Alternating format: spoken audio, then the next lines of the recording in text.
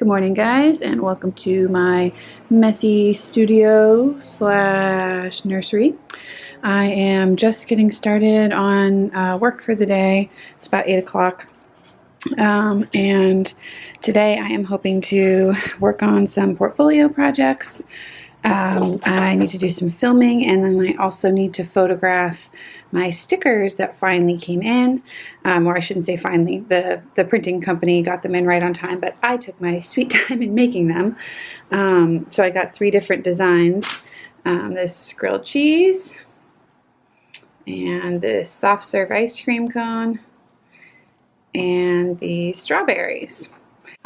So I started doing the photography for them yesterday, but I think it would look really cool if I had like a little bit of a background. So I think I'm going to wait and photograph them later, outside with like holding them with kind of the grass as a background, but we'll see.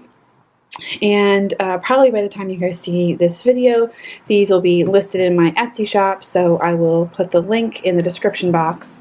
I finally got the huge gorilla tripod, and this is by Joby. I had the, I guess the mini sort of baby version that was more for smartphones, but look at the size difference between these guys. I thought that it would maybe be like 50% bigger than this one, but this one is massive. So it actually is heavy duty enough even to hold my DSLR, but I like to just have it on my vlog camera because it's easier to hold this than holding the side of the camera like I'm doing now. So I'm gonna attach it. All right, so for filming, I think I am going to focus on part 3 of the Business of Freelancing series. If you have missed it, I've already done a couple of videos, one on timelines, one on pricing and usage or licensing. And this part 3, I actually already filmed a version of it a little while ago, but I was watching it and there were a number of things that really weren't working, so I went back and kind of rewrote what I wanted to say, and we'll be filming the new version of it today. I think you guys will see this vlog on a Friday, so then the part 3 of the series will be coming out a week from when you see this vlog. Anyway, I will have it, the 2 existing episodes linked in the description box. And then I also wanted to mention that if after watching the whole series there are things that you still have questions about, feel free to leave those in the comments or email them to me or tweet me.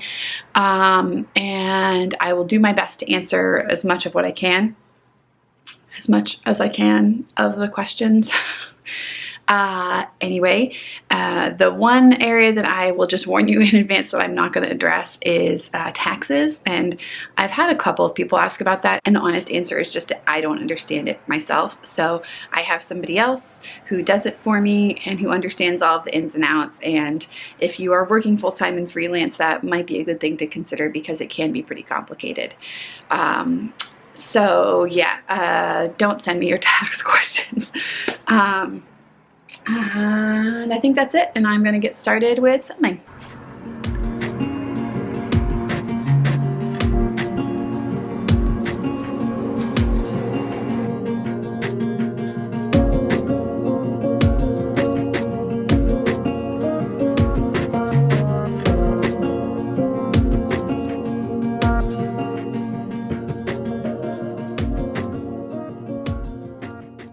Okay, so I just finished filming, and I was able to film part 3 of the series that I mentioned, and then I also finally filmed this, which I don't know if you can see because this is so overexposed, but it's the white highlighter, Battle of the White Highlighters video that I've been talking about making forever.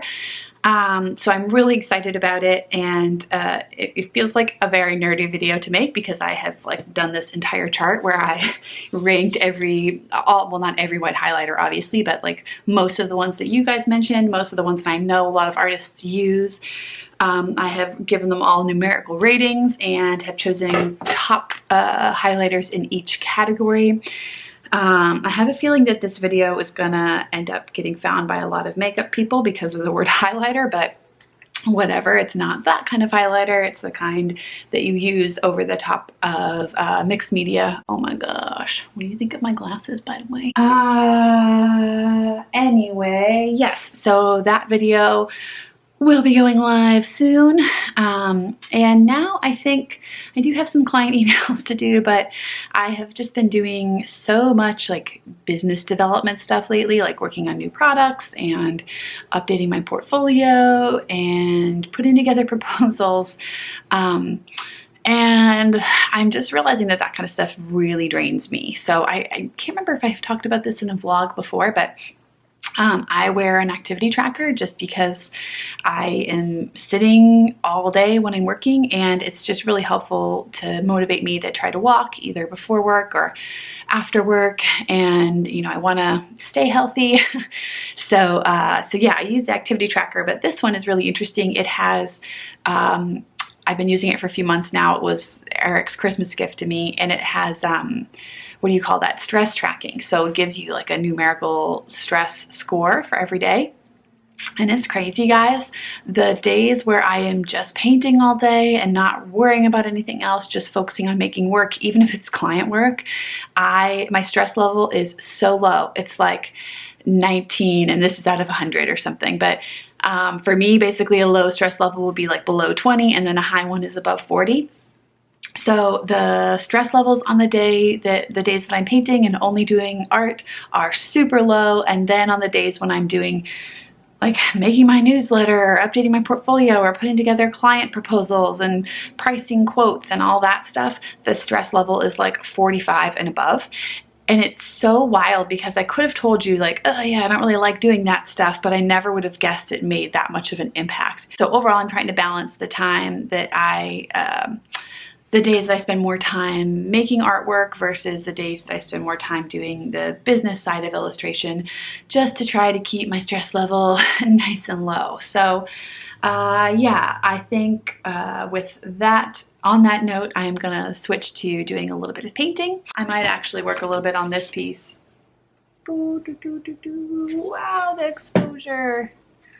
I should stop and fix the exposure, but I'm feeling lazy.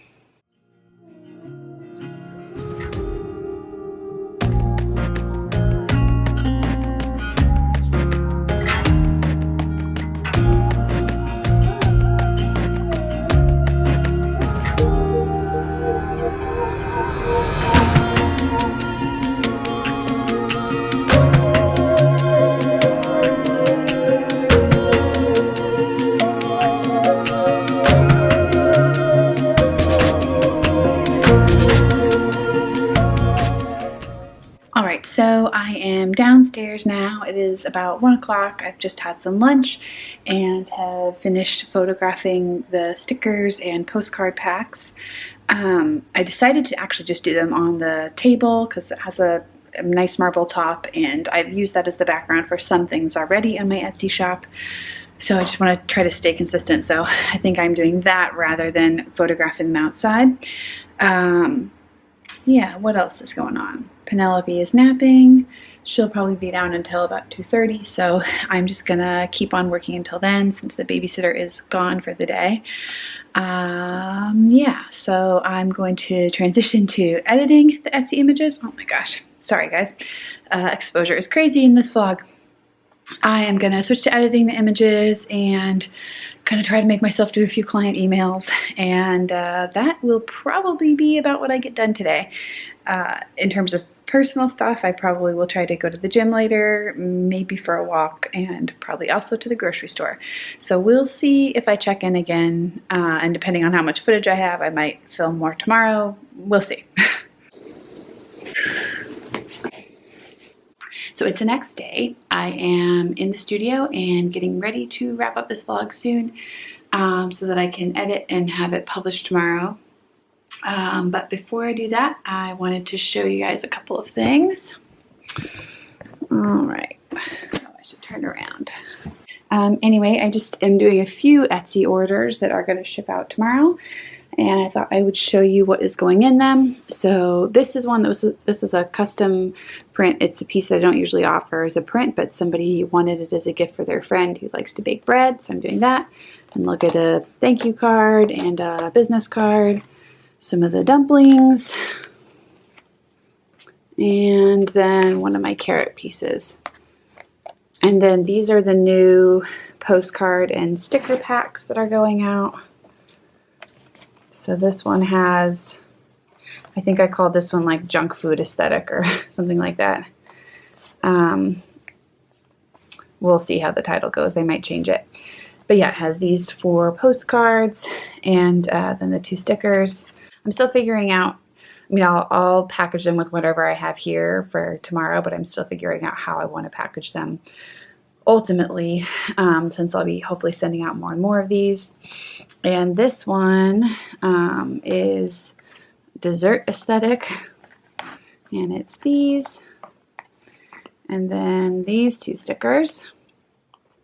And this is going to a person who has really supported my work a lot over the years. So I am including a couple of extra cards for her. Yeah, so I'll be putting these together and getting them in the mail tomorrow. I also want to show you guys some stuff that I had got in the mail. I actually filmed a whole unboxing video of this, and then I was just deleting stuff like crazy from my hard drive to try to get space, which is just my life, and I'm constantly doing that. But anyway, I got a box of stuff from Arteza, and they sent it to me for free to try out, but they're not paying me for a video or anything. And I haven't even tried any of the stuff yet, but the box that they were in got thrown out or reused or something, so I thought of like trying to get a new box and actually maybe film it all as an unboxing, but I thought I would just show you what they sent me. And then hopefully in the coming weeks and months I'll be able to do some like more in-depth comparison videos. I said yes to them sending me this stuff to review just because I feel like I've been seeing their name pop up a lot more lately, and I think that's because as a brand they are definitely like working really hard to get artists in social media to try out their stuff. So I'm curious to do some comparisons. Anyway, I got, unsurprisingly, their 72 set of colored pencils. These I'll probably just compare to Prismacolor and see how they do, but they're advertised as artist quality with rich and vibrant colors, so we'll see. I also got a set of their gouache, and these I'll compare. I mostly use Holbein gouache. I have a few different white gouaches, but usually I use Holbein acrylic gouache, so that would be my frame of reference for these. Since I haven't used them yet, I don't know if they're the kind that you can re-wet or if they're just like once they're dry, but I'll be trying those out. And then I also got this set of 48 brush pens, and I'm not really all that into markers, but a brush pen seemed kind of interesting and different. So on the website, I think it said that they were water, you could re-wet them with water as if they're watercolor. So I'm not positive if that's the case, but I'll try these out too. These might just be an experiment. Probably, I don't have anything to compare them to, so they'll just be an experiment. They'll be fun to try. And then I also got these refillable water brush pens, and I've never really gotten into these, but I know a bunch of you guys use them, so I thought I would give them a try. I'm not sure how they'll work with the Hydrus watercolors. I've seen a lot of calligraphy and lettering artists use Hydrus watercolors, and I've also seen calligraphy and lettering artists use these, so maybe they'll be a really good combination, or I could just use them with the pan watercolors. And then the last thing I got was a 2-pack of their cold press watercolor paper. So I'm really curious to try this out. Back when I was first getting started, I used pretty inexpensive paper, and I had a kind that was made by Canson that I really loved and I used all the time, and I felt like it was actually pretty decent quality for the amount that you're paying. But a few years ago they changed how they were making it, and it just didn't work for me anymore. And since then I have been getting more and more into high-end papers, not like insanely expensive or anything, but like papers that you have to buy by the big sheet. So just as much for that reason, I would be interested in having a regular affordable watercolor paper that I could use that would just come in a pad, so that I didn't have to break down the big sheets. So yeah, I will definitely test those out and give them a try. Just on first look, the paper is nice and heavyweight. My very first impression is that the surface feels like it might be a little bit slick. So I'll be curious to see how it actually holds up to watercolor pencil, all that good stuff. So yes, thank you to Arteza for sending me this stuff, and I will look forward to giving you guys an honest review. The last thing, okay, yes, last thing before I wrap up this vlog, I am finally organizing the meetup. So I've been talking about this for a while, and I figured since the channel hit 20,000 subscribers recently, thank you again, that it would be a good time to go ahead and get a meetup on the calendar. So I already sent out the date and the information and everything to everybody who is subscribed to my newsletter. So if you're not subscribed to my newsletter, I will put the link in the description box and possibly on the screen as well. So be sure to subscribe so you can be the first to get that kind of news as well. But yes, anyway, the details are that it's going to be on June 9th at 10 a.m. in Dedham, Massachusetts. So I'm going to put another link in the description box to RSVP to let me know whether you're coming or not. And then everybody who RSVPs will get sent an email with the specific location and address.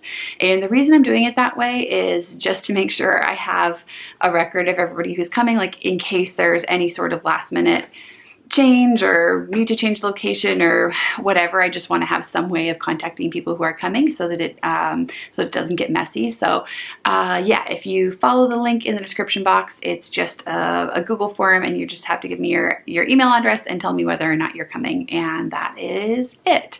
So June 9th, 10 a.m. in Dedham, Massachusetts, and the location will have plenty of parking, so it'll be easy to drive to. It's actually it's a bit of a drive from where we live. We live closer in towards the city, but I figured it'd be better to have a place that would have plenty of parking. So yeah, that is the plan, and it's just going to be really casual. I've never done a meetup before. I've never organized one, so I don't really have any grand plans. I will just be there to say hello to anybody who wants to also say hello. Yes, and you'll get to see how awkward I am in real life. Okay, I think that is it for this video. Yes, thanks for watching, and I hope you guys have a great week. Bye.